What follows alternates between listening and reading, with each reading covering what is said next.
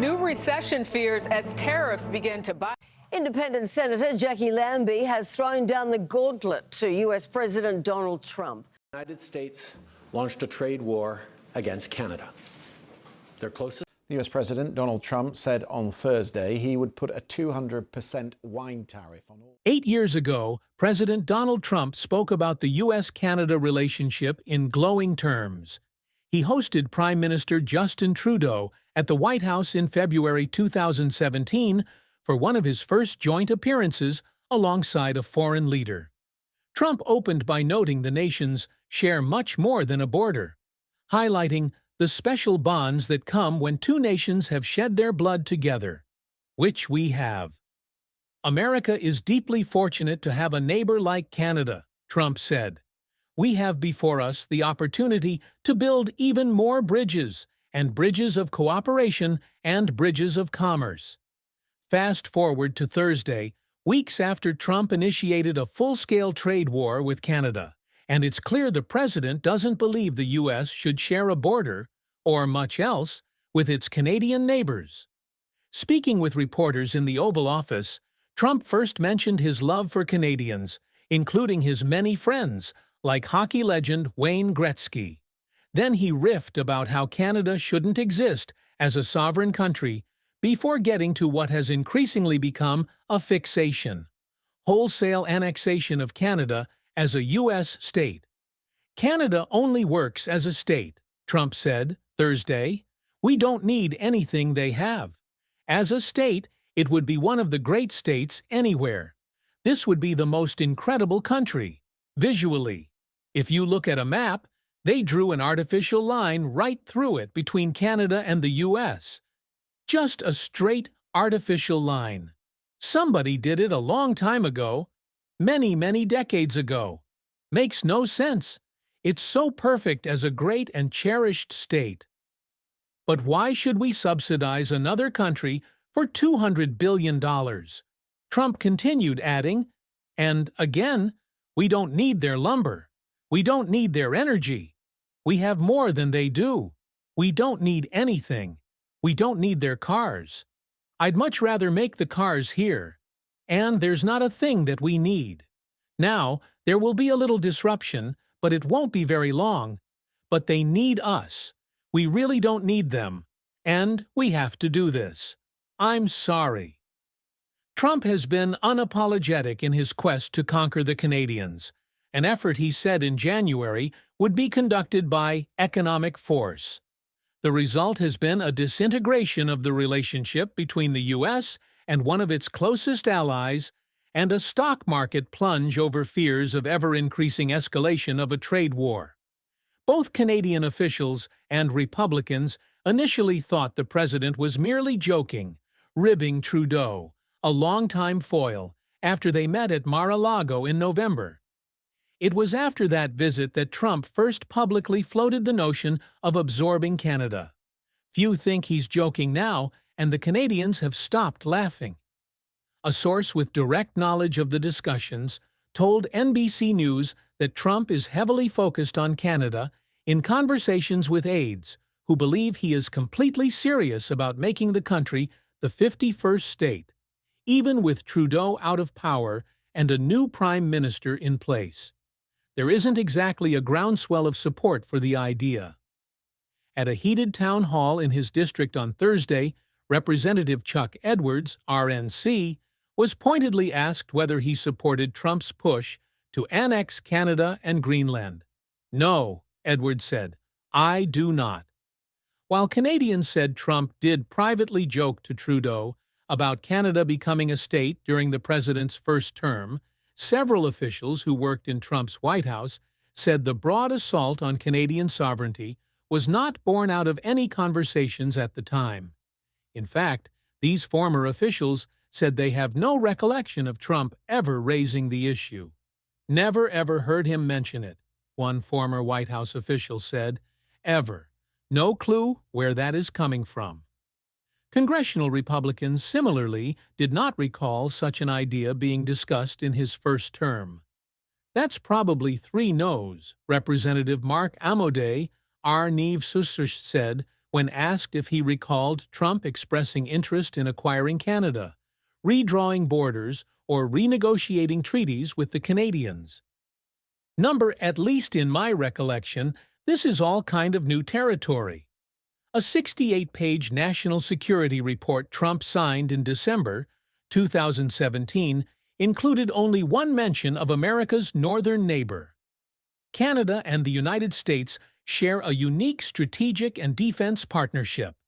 In private, Trump has made specific demands the Canadians say they could never agree to.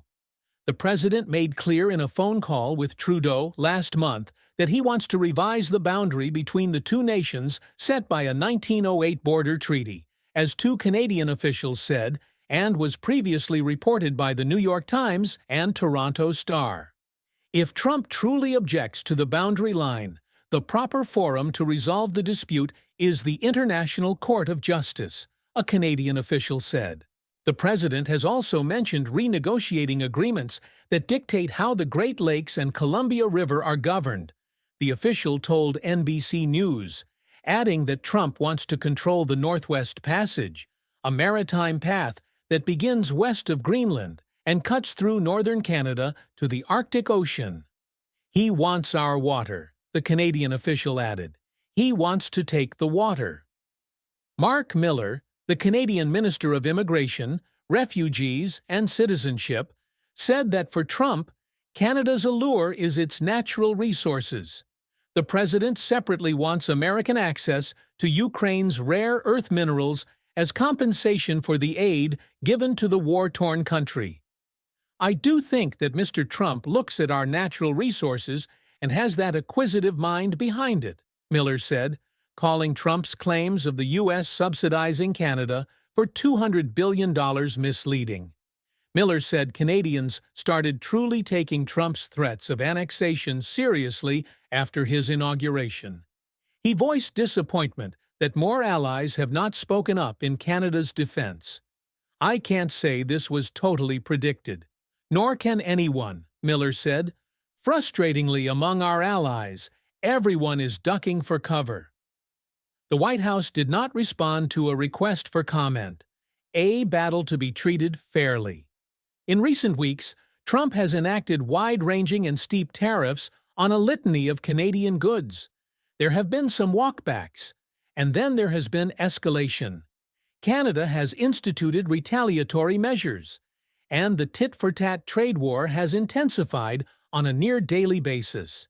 Canada is one of the U.S.'s largest trading partners, with nearly 80% of Canadian exports marked for the U.S. The country provides about 60% of U.S. crude oil imports, 85% of electricity imports, and is also the biggest exporter of steel and aluminum into the U.S. Well, I think Canada is a neighbor, White House Press Secretary Caroline Leavitt said in a Tuesday briefing. They are a partner. They have always been an ally. Perhaps they are becoming a competitor now. Trump hasn't provided Canada with an obvious off-ramp for the tensions either.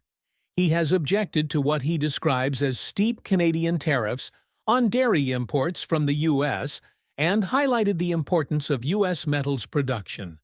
But he has also said a lead reason for the trade war is Canada's lack of urgency in dealing with the fentanyl crisis, even though just 43 pounds of fentanyl were seized by U.S. border agents entering the country from Canada during the last fiscal year, compared to 21,100 pounds coming from Mexico. And he has wrongly claimed American banks are not allowed to do business north of the border. The Canadian Banking Association said last month that 16 U.S. banks currently operate in Canada. Clearly, the president is looking for some results, said Amode, who launched the bipartisan American-Canadian Economy and Security Caucus in 2023 and reintroduced a House resolution affirming the U.S.-Canada partnership last month. I'm not sure those results are clearly defined. Amode said, Trump is above all looking for the U.S. to be treated fairly on trade, as Trump has pointed to examples where he believes Canada is not doing so. When you say, well, you want to be treated fairly, the question is, Okay, define fairly, Modi said. And I don't think fairly is defined at the moment. Canadians view Trump's push to expand the U.S. into Canadian territory as beyond unfair. Mark Carney, the former Canadian and British central banker, who was sworn in as Prime Minister on Friday, described dark days ahead for his nation after being elected to lead the Liberal Party. These are dark days brought on by a country we can no longer trust, he said. We are getting over the shock, but let us never forget the lessons. We have to look after ourselves, and we have to look out for each other. He has since said he is ready to negotiate a renewed trade deal. Trump already renegotiated the North American Free Trade Agreement into the United States-Mexico-Canada Agreement during his first term, so long as his nation's sovereignty is respected. If he wanted Canada, if he really wanted it, he's harmed the prospects of Canada being the 51st state, by the way. He's approached it, said John Bolton, a national security advisor during Trump's first term who has since broken with him. Canada is a sovereign state. Trump's rhetoric is not necessarily being matched by other members of his administration.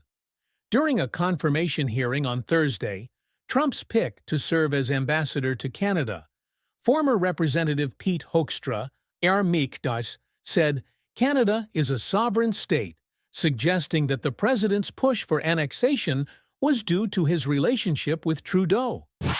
Like and subscribe to the channel so you don't miss any exciting news.